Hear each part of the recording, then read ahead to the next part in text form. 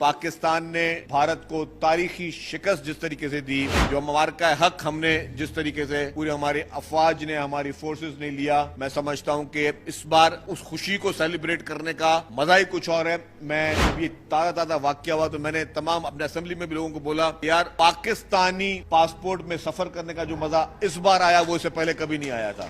तो इस वक्त दुनिया भर में जो वैल्यू है, क्योंकि आप एक सुपर पावर हैं, आप एक ताकतवर मुल्क हैं और इस मुल्क को उसने इस बार तारीखी फतेह हासिल की है।